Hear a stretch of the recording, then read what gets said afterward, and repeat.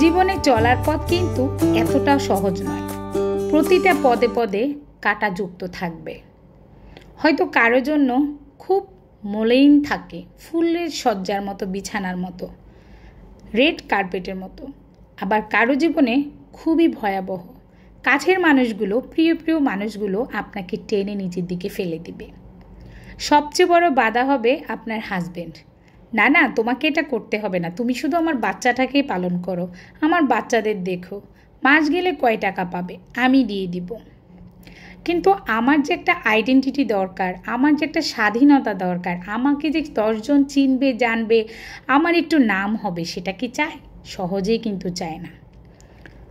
আরও আত্মীয় স্বজন আছে, নাম না বলি, তারাও চায় যে কেন সে এটা করে, আমার ভাইয়ের কি টাকার অভাব, কিংবা আমার অমুকের কি টাকার অভাব। আসলে এগুলো কিন্তু হয়েই যাচ্ছে, চলেই যাচ্ছে, কি আর বলবো। তো আমার মতে আপনি উপরের দিকে যত উঠবেন বাধা ততই হবে। সন্তান সামলিয়ে, সংসার সামলিয়ে, শ্বশুর বাড়ির লোক, নিজের বাবার বাড়ির লোক, আত্মীয় স্বজন সবাইকে ম্যানেজ করেই কিন্তু আপনাকে একটা পর্যায়ে আসতে হবে। আসসালামু আলাইকুম ভিউয়ার্স, আমি Rabeya Sultana. Welcome back to my channel. Dhaka থেকে বলছি, প্রিয় শহর ঢাকা। তো আপনাদের সাথে আজকে উপরে ওঠার পথটা কিন্তু খুবই কঠিন এবং সেখান থেকে নেমে যাওয়াটা কিন্তু খুবই সহজ। আপনি যে কোনো জিনিস করতে গেলে, উঠতে গেলে অনেক সময় অতিবাহিত হবে, কিন্তু কুইট করতে 1 মিনিটের সময় লাগবে না। আপনি পদত্যাগ করেন সেটা মাত্র মুহূর্তের মধ্যে, কিন্তু আপনি যে একটা চূড়ায় উঠবেন, গন্তব্যস্থল একটা গাছের চূড়ায়, সেখানে উঠতে কিন্তু অনেক সময় লেগে যায়। তো আজকের কথাটা আমি বোঝানোর চেষ্টা করেছি, জীবনে এগিয়ে যেতে হলে অনেক কিছুই বাধা আসবে, তবে আপনাকে বাধা অতিক্রম করে এগিয়ে যেতে হবে। আমিও সেম তাই, আমার জীবনে অনেক ধরনের বাধা এসেছে, আমি সেগুলোকে ওভারকাম করে উপরের দিকে এগিয়ে যাওয়ার সাহায্য চাইছি সবার কাছে, কিংবা আমি এগিয়ে যেতে চেষ্টা করছি। আমার ইউটিউব ক্যারিয়ারে আমার হাজব্যান্ডের কোনো অবদান নেই, সে জানেও না। তারপরও তাকে ফাঁকি ঝুঁকি দিয়ে আমি এ পর্যন্ত এসেছি একটু এগিয়ে যাওয়ার জন্য। যাই হোক, সকালে বেসিনটা ক্লিন করে নিয়েছিলাম, বাকি কাজগুলো স্কিপ করেছি, আপনাদের মাঝে চলে এসেছি। আজকে 1 টুকরো মুরগির মাংস আর আলু দিয়ে বিকালের জন্য একটা মজাদার নাস্তা। যেহেতু বাচ্চাদের স্কুল খুলে গিয়েছে, আর সেই জন্য কিন্তু আমি বাচ্চাদের জন্য একটা নতুন রেসিপি তৈরি করছি, যেটা হবে আমার স্কুল টিফিন নাস্তা। 1 টুকরো মুরগি হলেই কিন্তু যথেষ্ট, বেশি কিন্তু প্রয়োজন হয় না। আর যদি সুস্বাদু করতে চান তাহলে আপনারা আরেকটু বেশি করে মুরগির মাংস অ্যাড করে নেবেন। আমি এখানে আলু আর 1 টুকরো মুরগির মাংস নিয়েছি, ফার্স্টে সিদ্ধ করে নিয়েছি, তারপরে সুন্দর করে মুরগিটাকে ছাড়িয়ে মাংসটাকে সুন্দর করে ছাড়িয়ে এক পাশে রেখেছি, হাড়টা ফেলে দিয়েছি। আর এখানে আলুগুলোকে এখন সুন্দর করে ম্যাশ করে নিচ্ছি, এবং এর সাথে আমি যুক্ত করেছি কিছু পেঁয়াজ। আগেই আমি সেদ্ধর মধ্যে দিয়ে দিয়েছি, বেশি কাঁচা পেঁয়াজ দিলে একটু গন্ধ হয়ে যাবে, সেই জন্য। আর এখানে অ্যাড করেছি কিছু ধনেপাতা কুচি, কাঁচামরিচ কুচি, আর কিছু কাঁচা পেঁয়াজ। আপনারা চাইলে একটু বেরেস্তা করেও দিতে পারেন, এতে কিন্তু স্বাদ দ্বিগুণ বেড়ে যাবে। তো আমি এখন আমার এই মশলাগুলো, যেগুলো আমি এখন এনেছি, পেঁয়াজ, কাঁচামরিচ, ধনেপাতা কুচি, সেগুলো ভালো মতো মতে নিয়ে আমি আমার মাখানো আলু আর মুরগিগুলো দিয়ে দিচ্ছি। সবগুলো উপকরণ ভালো মতো মেখে জোখে নিয়ে আমি রান্নাঘরের দিকে আবারও চলে যাব। হলুদের গুঁড়া, মরিচের গুঁড়া, জিরার গুঁড়া, গরম মশলা গুঁড়া আর একটু চাট মশলা গুঁড়া দিয়ে দিব। এতে কিন্তু আমার যে রুটির পুর খুবই খুবই লোভনীয় এবং মজাদার হবে। সহজ এই নাস্তার রেসিপিটা যদি আপনাদের কাছে ভালো লাগে, অবশ্যই বাসায় একবার ট্রাই করবেন। যেহেতু বাচ্চাদের স্কুল খুলে গিয়েছে, আমরা একটু কর্মব্যস্ত হয়ে গিয়েছি, তাই আমাদের সময়টাকে আমরা কাজে লাগিয়ে কিছুটা হলেও নাস্তা তৈরি করে ফ্রিজে ফ্রোজেন করতে পারবো। আর আমি কয়েকটা ভেজে নিয়েছি, আর বাকিগুলো আমি ফ্রিজে ফ্রোজেন করে রাখবো, যাতে করে বেশ কিছুদিন বাচ্চাদের এগুলো দিতে পারি। ছোট ছোট করে করবেন, তাতে করে অনেকগুলো হবে। তো এখন আমি ভালো মতো করে এই যে আমার যা যা মশলা ছিল সেগুলো মেখে নিচ্ছি। মেখে নিয়ে এক পাশে রেখে দিয়ে আমি আমার রুটিতে চলে যাব। ভিউয়ার্স, আমরা কিন্তু খুবই ফাঁকিবাজ। গৃহিণীরা যদি একটু ফাঁকিবাজি না করে তাহলে কিন্তু খুব ভালো মতো সংসার চালনা করা যায় না। আর আমরা সংসার করতে করতে এতটাই পটু হয়ে গিয়েছি যে আমাদের মাঝে মাঝে কিছু টেকনিক কাজে লাগাতে হয়। এখানে আমি কোনো এক্সট্রা রুটির ডো তৈরি করিনি ময়দা দিয়ে, কিংবা আপনারা চাইলে কাঁচা একটা ডো তৈরি করে নিতে পারেন ময়দা, লবণ, তেল দিয়ে। আর আমি এখানে আমার রেডি করা কিছু রুটি ছিল, তাই একদম শর্টকাট ওয়েতে আমি সেই রুটি নিয়ে নিয়েছি।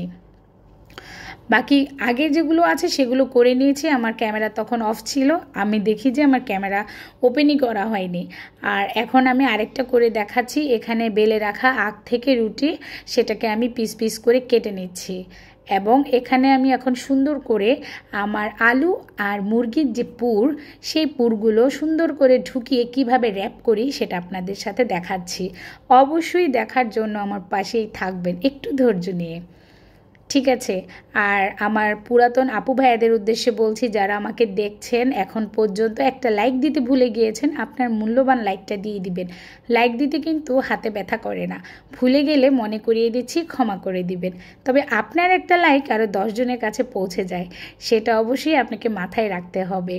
আপনার একটু সহযোগিতা হয়তো আমাকে অনেক দূর পৌঁছিয়ে দিবে। তাই আশা করি আমার প্রিয় প্রিয় আপু ভাইয়ারা একটা লাইক দিবেন, সুন্দর করে একটা কমেন্টস করবেন এবং ফুল ওয়াচ করবেন। তবে হ্যাঁ, শুরুতেই কমেন্টসটা করবেন না, ভিডিও দেখার 3 মিনিট পরে একটা কমেন্টস করবেন। কারণ এখন আমরা নতুন করে প্রতিদিন কিন্তু অনেক রুলস শিখছি। যত ডে বাই ডে আমরা মনিটাইজের দিকে এগিয়ে যাচ্ছি, কিংবা আমরা যত দিন যাচ্ছে ইউটিউব সম্পর্কে জানতে পাচ্ছি, ততই কিন্তু আমরা অভিজ্ঞ হচ্ছি। তো আমি জানলে আপনাকে কেন জানাবো না? আপনারা ভিডিও শুরু হওয়ার 3 মিনিট পরে কমেন্টস করবেন, নয়তোবা ভিডিও শেষের দিকে একটা কমেন্টস করবেন। এতে করে দুজনেরই ভালো হবে, আমার কমেন্টসটা স্প্যাম কমেন্টসে চলে যাবে না। আমি আশা করি আপনাদের বোঝাতে পেরেছি। তো পুরাতন আপু ভাইদের উদ্দেশ্যে বলছি, আপনারা যারা আমাকে ফ্রেন্ড করছেন, আমার কমিউনিটিতে পোস্ট কিংবা কোনো লেটার না দিয়ে আমাকে এসে সরাসরি ভিডিওতে বলেন বন্ধু বান্ধব হয়েছি, তাদের উদ্দেশ্যে বলছি আমি তাদেরকে ধরেই ডিলিট করে দিচ্ছি।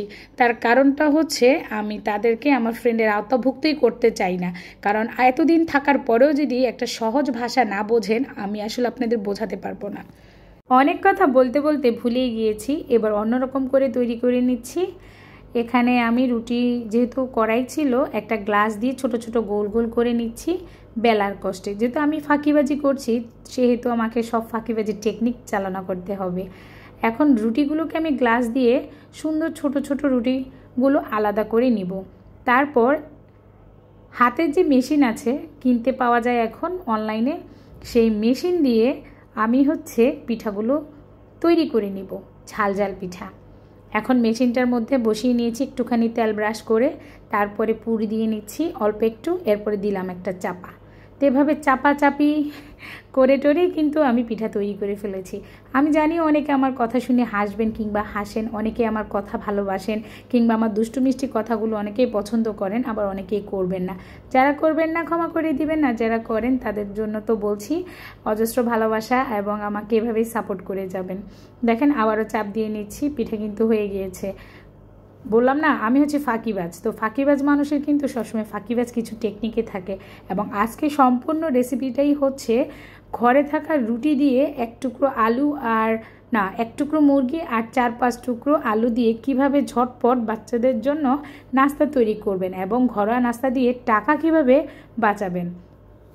তো আশা করি বুঝতেই পারছেন আমি কি বলেছি। তো আমার সাথে সাথে যারা আছেন অবশ্যই এখন ফুল সাপোর্ট করবেন, ফুল ওয়াচ করবেন।